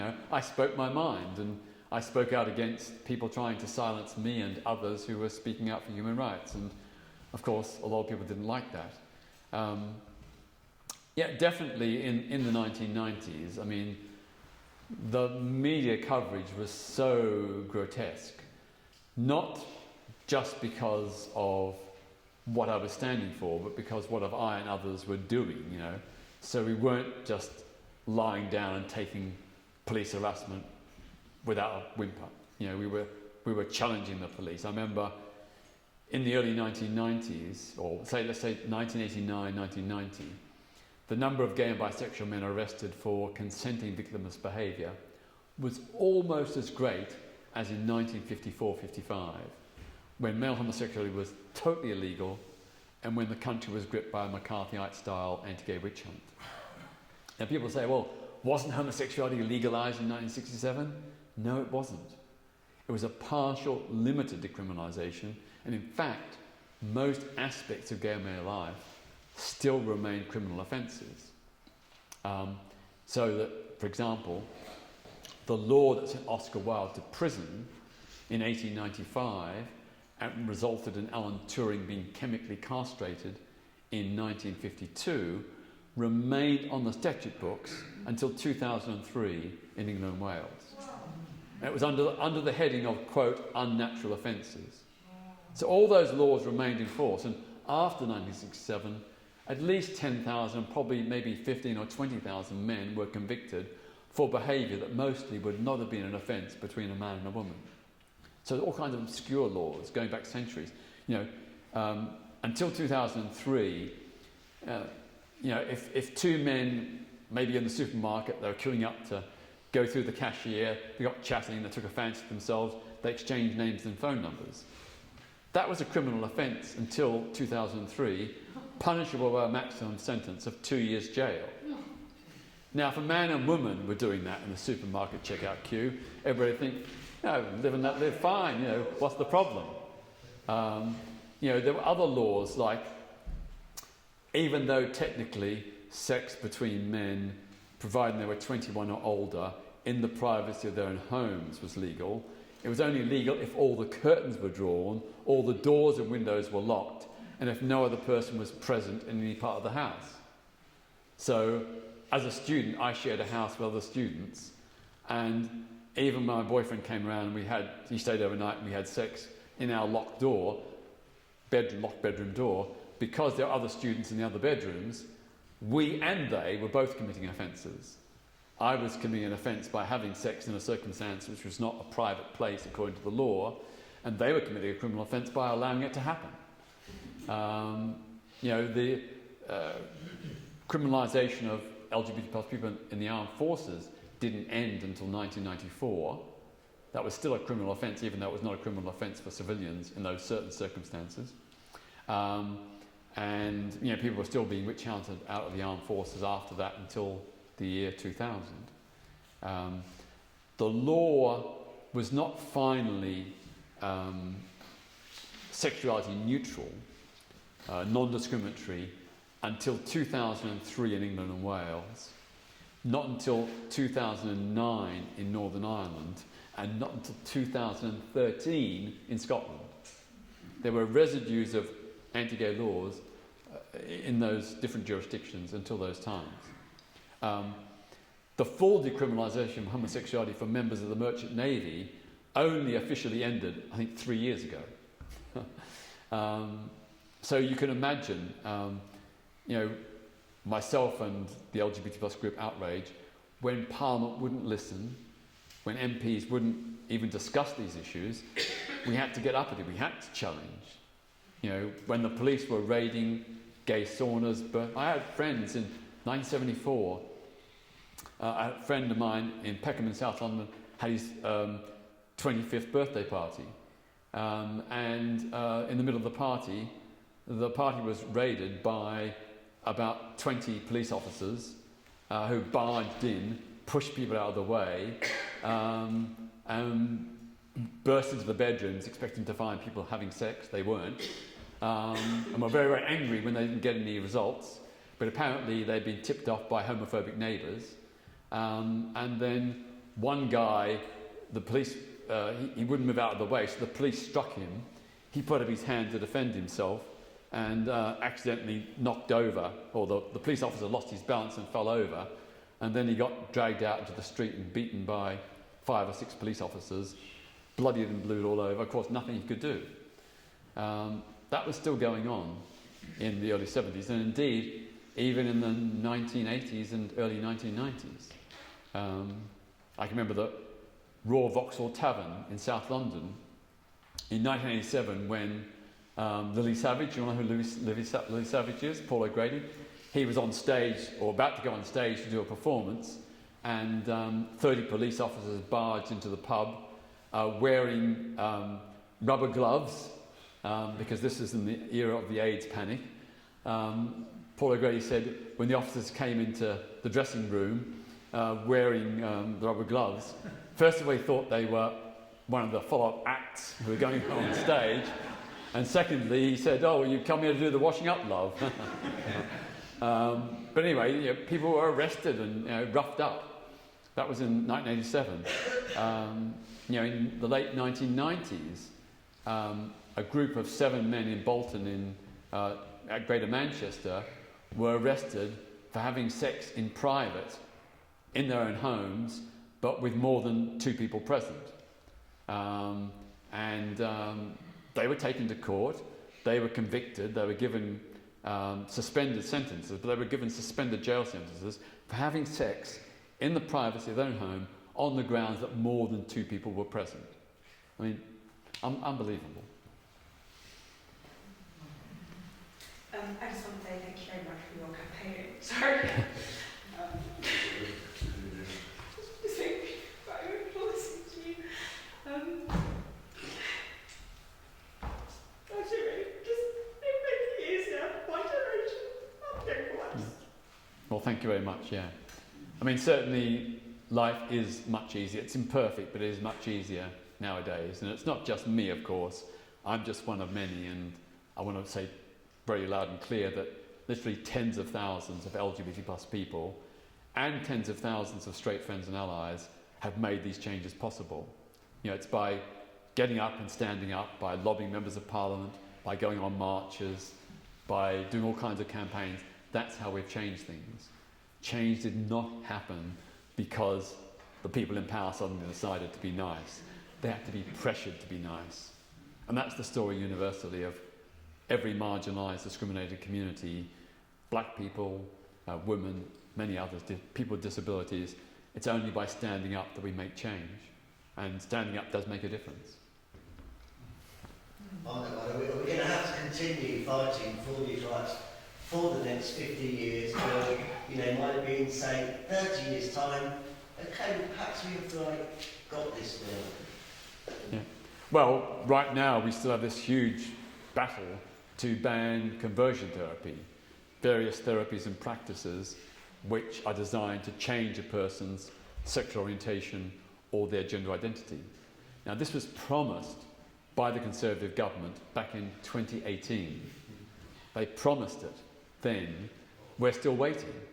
And as you know, not long ago, the government announced that it would proceed with a ban on conversion therapy, but not to protect trans people. It will only prohibit conversion therapy seeking to change sexual orientation, not gender identity.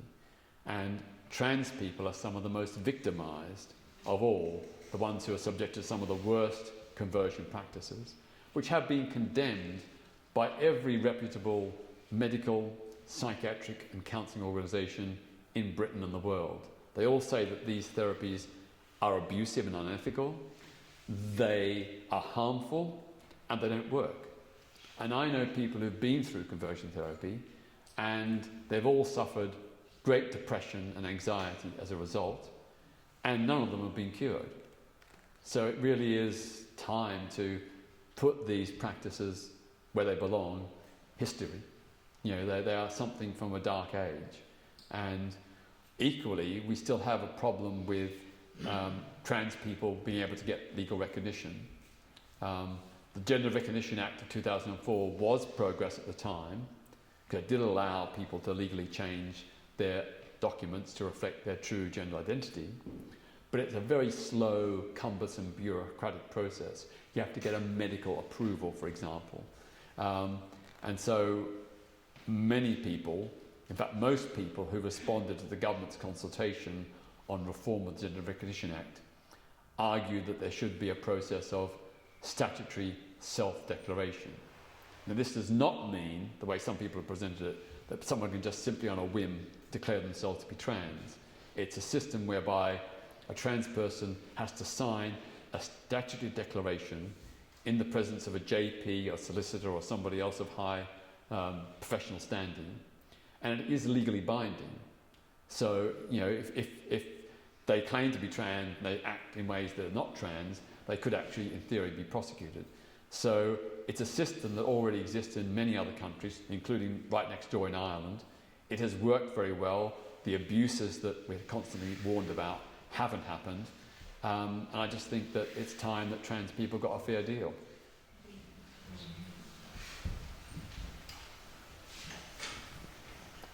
Education in schools seems to be a positive factor for future change. What can you say about relationships and sex education programme the government seems to be endorsed? Well, it took many, many years, but finally, about 3 years ago, the government agreed that it would make relationship and sex education mandatory in every school. Great. It was postponed a couple of times because of COVID, but it came in officially last year. From last year, every school is supposed to have that as part of the core curriculum. The problem is there's no template, there's no details, so it's down to interpretation by each individual school. There are some general guidelines, but nothing really substantive. So some schools will do it really well, and they are doing it very well, but others are just tick boxing. And it's mostly the religious and faith schools that are doing the tick boxing. But the caveat is that faith schools, as well as doing what the official curriculum says they should do, they're also allowed to teach their own religious ethos. And many of these schools will teach that homosexuality is sinful, immoral, abnormal, and unnatural. So it's sort of like progress on one hand, but reaction on the other. So there is still a long way to go. But the one thing we know very, very clearly, and this applies to attitudes and behaviours towards women, black and ethnic minority people, people with disabilities, as well as LGBT plus people. No one is born bigoted. That is learned behaviour. Kids pick it up from their parents or relatives or peers or from the TV or the tabloid press. It's learned behaviour. And we know from pilot studies that schools that have good, proactive education about human rights, equality and diversity, those schools have much lower rates of bullying of LGBT plus kids. So even today, nearly half of all LGBT plus kids say they've experienced some kind of bullying at school. Nearly half. but much more likely today is that schools will act to stop it. And the numbers of kids overall experiencing it are going down, down, down. So, you know, when I go around to speak to schools, the feedback I get from the staff, the teachers, is that they have seen progress over the years, that as they've introduced education against prejudice across the board, as they've introduced LGBT-specific relationship and sex education, first of all, LGBT plus kids feel more confident, happier, more content with themselves, lower rates of depression, anxiety and self-harm. But also, for straight kids, they are better informed. They now understand their responsibility to speak out against homophobic or biphobic or transphobic jokes or abuse. And that same goes to racism or misogyny. You know, education is the key. And it's so important, not just for those kids, but for all our futures, because once those kids understand and get the message that prejudice is wrong, they will grow up to be adults without prejudice. They won't be prejudiced in their workplace or their communities or their subsequent families. So it's a great investment in the future. And we know that prejudice across the board is incredibly corrosive. You know, it undermines social cohesion. It makes people feel, on the receiving end, feel left out. And that compounds anxiety, depression, and so on. Whereas when a society is truly welcoming to everyone, people across the board, everyone's happier, everybody gains. You know, in the workplace, I sometimes have employers say to me, well, why should I invest in equality, diversity and inclusion education? I say very simply, because you will have a happier, more content, more productive workforce. If there's racism in the workplace, Black and Asian employees will not feel respected and accepted. Their heart won't be in the job, they'll underperform, and probably they'll go and find another job elsewhere. So all the money you've invested in training and educating them to do their job will be lost. So it makes economic sense to have equality in the workplace. And the same goes for women employees, LGBT plus employees, people with disabilities in the workplace. Inclusion makes not only moral sense or ethical sense, it also makes economic sense. But I was going to bring up the subject of the rate of change. How quickly can you change things, though? Because you are constrained by the generations. I mean, I remember my mother, she was a teacher, and she used to think that homosexuals should be drowned to death. You know, I've heard her say that. Yeah. And perhaps the same journey that perhaps you've been on, I thought that doesn't make sense. What have they done to me? And so on. And I can teach my children about equality and homophobia and that sort of thing. But it's going to come in 25, 30-year chunks. Well, the evidence is that anti-LGBT plus attitudes have diminished across all age groups, but more rapidly among younger people. Much more rapidly. But I don't want to write up older people because there's plenty of older people who are great friends and allies, so thank you. But I do think it is very interesting that we are, I think, in the process of a gender revolution. Attitudes towards sexuality, gender identity, masculinity and femininity undergoing a huge convulsive change, which I think is for the good, because those labels, those identities, have been quote-unquote weapons to put us in boxes. Now, we're not boxes. We are human beings with incredible diversity, and we're all different. And that difference is part of the richness of our society. And what we're now moving towards is a society which accepts that difference and embraces it. And that has got to be for the good of the individuals who have previously been excluded or marginalised, but also for the good of the whole of society, because happier people make for a better society. Among young people, the statistics are really interesting. according to a poll by the Observer of young people aged, I think it's 16 to 24, nearly a quarter have had a same-sex relationship. Nearly a quarter. That's astonishing. Because as society becomes more accepting, as homophobia, biphobia and transphobia decline, more people feel able to, perhaps not necessarily be LGBT+, but to experiment. So there's been lots of research which shows that lots of young people do not define themselves as LGBT+, they see themselves as straight, but they're, oh, sorry.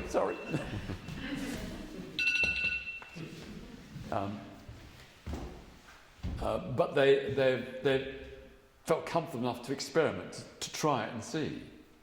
And so what we're doing is we're witnessing a rise in bisexuality, where more and more people feel able to relate to both sexes.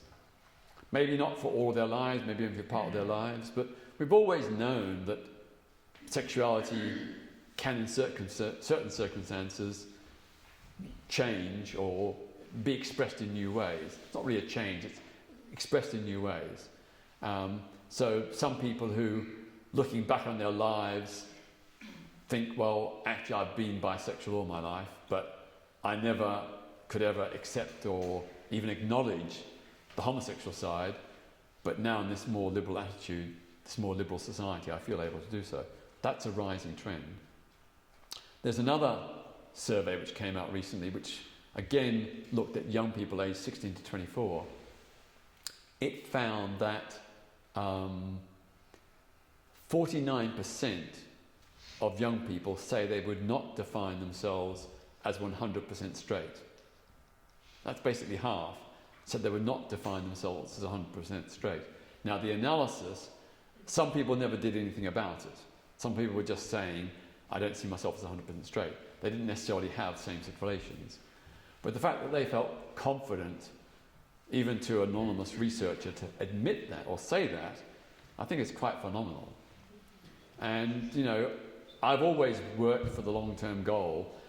I want to do myself and other LGBT plus campaigners out of business. You know, I want to make ourselves redundant.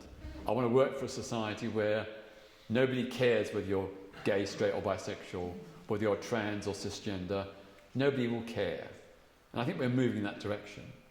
People should be accepted as human beings. I can remember I was involved in organising the first ever Pride Parade in Britain on the 1st of July 1972.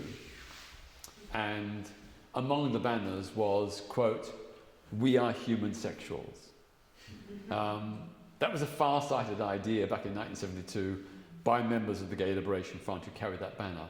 It was trying to say, let's move to a world beyond labels. Let's just accept we are all humans with a sexuality, whatever that sexuality is, providing we're adults with consent, no one is complained, no one is harmed, live and let live. It's a very simple and I think basically fundamental idea. Can we say amen to that? Pretty sacrilegious. Absolutely. Well, we've come to the end. Thank you very much, Peter. It's a wonderful talk and great questions from everybody. If you haven't got a copy or you don't know about Humanists UK, pick up our monthly magazine here. You'll find just a few of the campaigns that Peter's been working on as well. But thank you very much.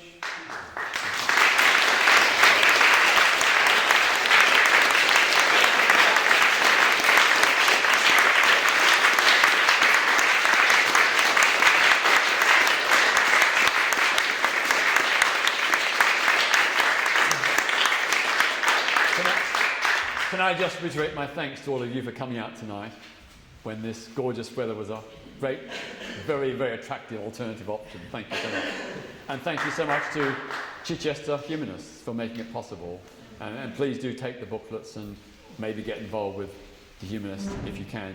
Can I just say that if any of you are interested, if you go to my website, petertachellfoundation.org, in the top right-hand corner, there's a little button which says Join Us. If you give us your email address, we will send you a weekly bulletin on a range of human rights issues every week, every Thursday. It's mix of LGBT plus and other human rights issues. Most of them are very serious, but we always try to put in a funny, quirky one to give you a laugh as well. It's totally free, there's no charge, so go to the Join Us button and become part of our local human rights community. Next to the Join Us button, there is a Donate button. So if you feel able to, please consider making a donation, maybe £2 or £3 or £5 a month. Every bit helps because we depend entirely on well-wishers to sustain our work. We don't get any government or charitable foundation funding. So if you can afford to make a donation, that would be great. Or if you can't, maybe prod someone who you know might be able to afford it, but that would be great. But just want to say thank you all and good luck and best wishes for all of you here in Chichester.